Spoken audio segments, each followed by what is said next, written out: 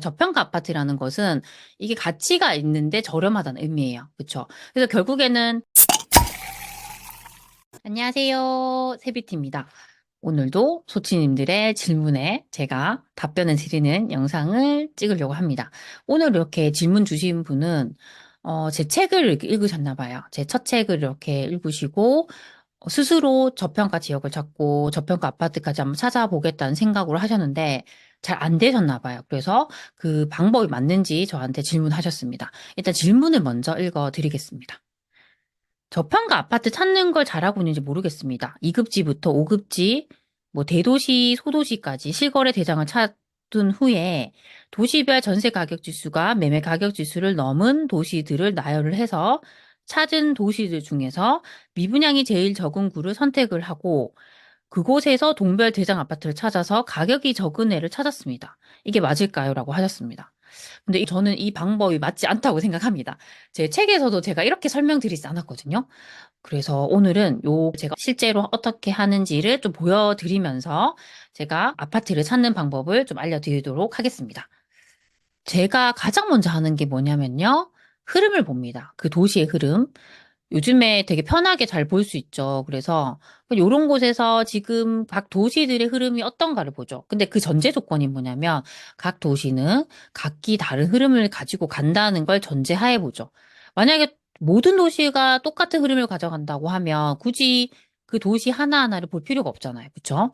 그래서 이렇게 저는 하나씩 보죠. 대표적으로 서울을 본다라고 했을 때 서울이 지금 어떻지라고 보면 매매 지수는 하락을 하지만 전세 지수는 상승한다.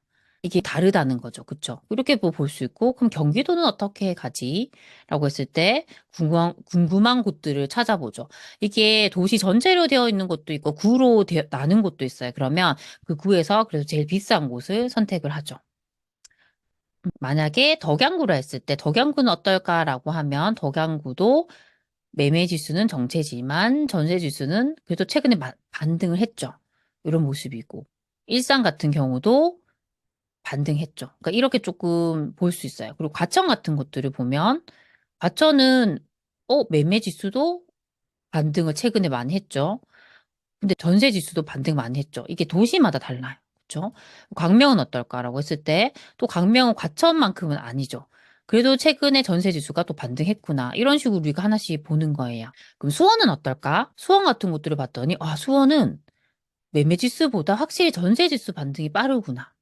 그럼 다른 곳들도 이럴까라고 했을 때 그게 아니라는 거죠. 왜냐하면 대구 같은 곳들은 매매 전세 다 빠지고 있네. 다 하락을 하고 있다는 거죠. 그러면 부산은 어떨까? 부산도 아직까지 반등을 못했죠. 매매 지수도 하락하고 있죠. 이런 분위기구나.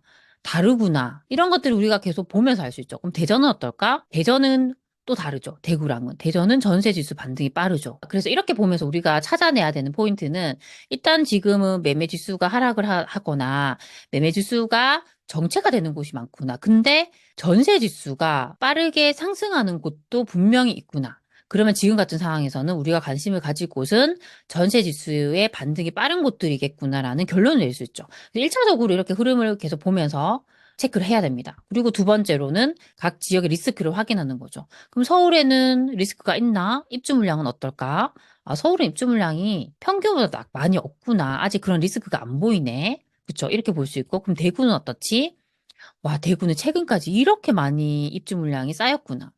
그런데 감소하고 있네. 근데 아직까지 그 입주 물량에 대한 여파가 남아있겠구나라는 정도는 우리가 알 수 있잖아요. 그쵸? 그럼 경기도 같은 곳들도 궁금한 곳들을 찾아보는 거죠.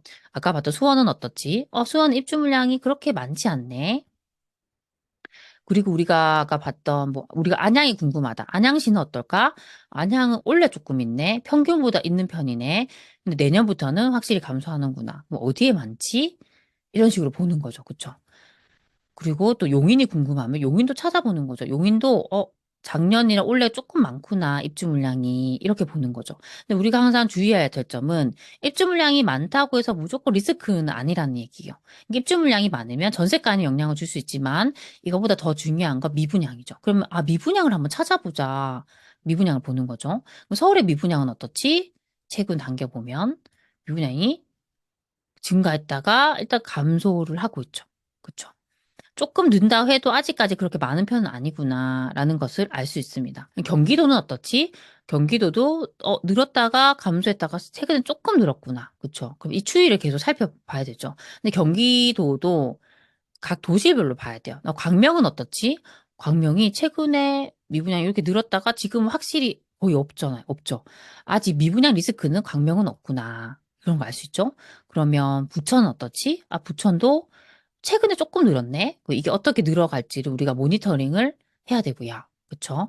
용인 같은 것들도 보면 거의 예전에 이렇게 많았던 거에 비하면 거의 미미하죠. 그렇게 많진 않아요. 근데 최근에 조금 늘었다는 거죠. 그래서 늘고 있는 곳들은 체크를 계속적으로 하시는 게 중요합니다. 그럼 평택은 어떨까?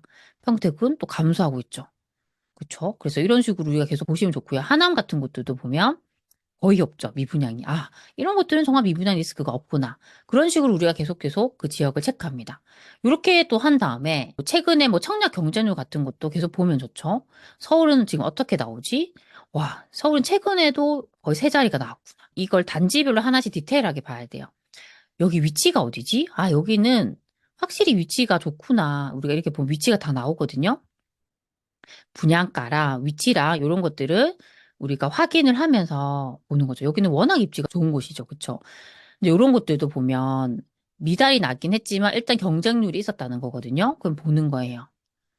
왜 그랬을까? 와, 정말 비쌌구나.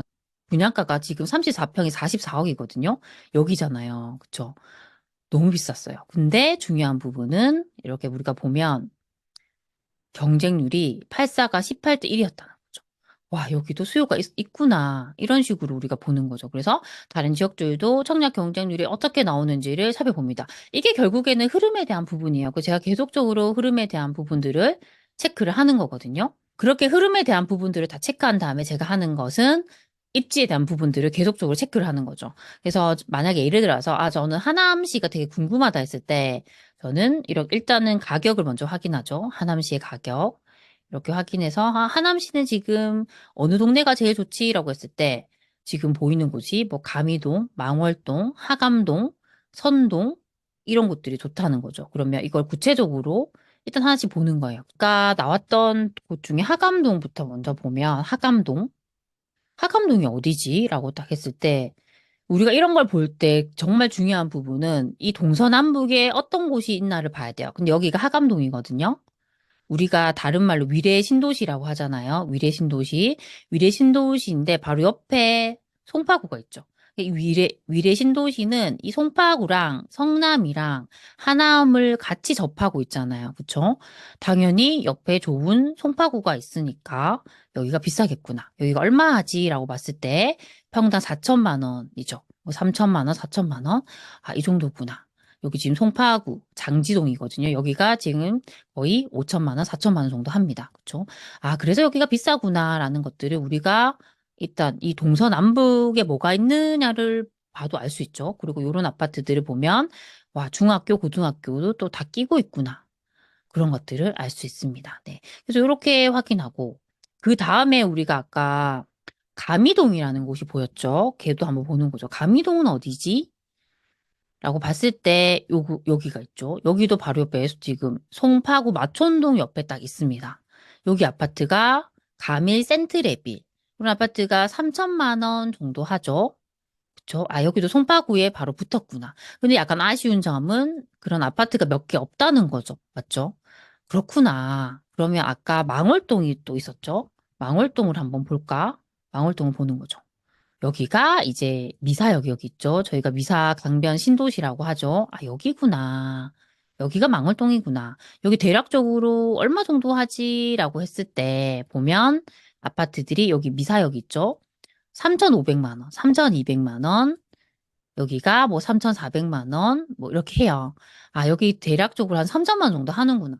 근데 그런 아파트들, 뭐 2,600만 원, 뭐 3천만 원, 2,800만 원, 이런 아파트가 많죠. 여기가 아까 가미동보다 더 좋은 아파트가 많고, 여기가 더 상권이나 공원이나 이런 것들이 되게 잘 돼 있구나. 여기가 더 좋아 보인다라는 것들을 우리가 비교하면서 알 수 있죠. 그래서 이렇게 보면 아까 위례 신도시가 되게 좋았고, 그 다음에 저는 요 미사 강변 신도시. 여기가 너무 쾌적하고 좋겠구나라는 걸 알 수 있습니다. 그 아래쪽을 보면 여기가 어디냐면 풍산동이에요. 풍산동. 근데 여기가 조금 더 평당가가 이렇게 비교했을 때 높죠.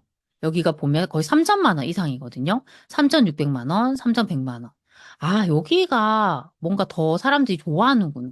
왜 그럴까? 라고 보면 여기 초등학교를 끼고 있고 여기가 상권이 되게 잘 돼 있거든요. 그래서 한번 보는 거예요. 아, 여기 상권이 어떤 모습이지 이렇게 보는 거죠. 이렇게 보면 여기 아파트가 있고 아 상권이 이렇게 여기 학원가거든요. 학원가가 와 이렇게 형성이 되어 있구나. 그렇죠? 학원 다 학원이죠. 너무 잘 돼 있죠. 아 여기는 이렇게 보면 아이 키우는 집에서 되게 선호하겠다. 너무 깔끔하다. 라는 것들을 알 수 있죠. 그래서 이런 식으로 우리가 그렇죠? 이렇게 내려 더 반대쪽으로 가보면 여기 학원가. 학원가가 너무 잘 돼 있죠. 너무 잘 돼 있구나. 아이들 키우는 집에서 되게 좋아하겠구나. 그쵸? 여기 한의원 같은 병원도 있고, 안쪽으로도 상가가 되게 잘 돼 있구나라는 것들을 우리가 로드뷰를 통해서 또 알 수가 있습니다. 그래서 보면, 아, 미사 강변 신도시에서는 여기가 거의 대장이겠구나라는 것을 우리가 알 수 있죠. 그쵸? 그래서 이런 식으로 우리가 한 번씩 확인을 할 수가 있습니다. 네. 그럼 그 다음이 어딜까라고 또 찾아보는 거죠. 그리고 하남 같은 경우도 보면 이렇게 옆에 왼쪽에 지금 뭐가 있냐면 강동구가 있죠. 아, 여기도 사람들이 되게 좋아하는 강동구가 왼쪽에 있구나. 그래서 하남도 좋구나. 아무래도 강동구와 하남은 차이가 있겠지만 그래도 옆에 서울 있잖아요. 그렇죠? 서울에서도 선호하는 강동구가 있으니까 여기도 좋겠구나라는 것들을 우리가 이 지도만 봐도 일단 확인을 할 수가 있습니다. 네. 오늘 우리가 투자를 하든 뭐 갈아타기를 하든 내 집 마련을 하든 어떤 그런 아파트를 찾아 나갈 때 어떤 식으로 해야 되는지에 대해서 말씀드렸습니다. 이거 정리를 해드리면 첫 번째는 흐름을 봤고요. 그리고 그 흐름을 보면서 리스크가 있는지를 확인했습니다. 그 두 번째는 입지를 봤죠. 어떤 것이 좋은가를 봤습니다. 마지막 세 번째로 우리가 해야 되는 것은 그 입지 안에서 아파트들을 하나씩 하나씩 보는 작업을 해야 돼요. 그래서 이제 웬만하면 그래도 그 입지에서 좋은 아파트들을 순서대로 보면 체크를 해서 내가 살고 싶은 곳을 선택하는 게 좋습니다. 네. 결국에는 뭐 저평가 아파트라는 것도 이게 정말 저렴하다는 의미가 아니에요. 많은 분들이 착각을 하거든요. 저평가 아파트라는 것은 이게 가치가 있는데 저렴하다는 의미예요. 그렇죠? 그래서 결국에는 이게 가치가 있다 없다를 판단할 수 있는 가장 중요한 부분은 입지인 거죠. 아, 여기가 입지가 좋으냐 안 좋으냐를 가지고 판단할 수 있습니다. 네. 그래서 제가 알려드린 방법대로 이렇게 흐름을 보고 입지를 보고 그 안에서 아파트들을 찾아가는 그런 것들을 계속적으로 연습을 해나가시면 분명히 좋은 투자를 할 수 있다고 생각합니다. 네. 그래서 오늘 제가 말씀드린 것들이 우리 소치님들에게 조금이라도 도움이 되셨으면 좋겠습니다. 그럼 우리 다음 시간에 만나요. 안녕.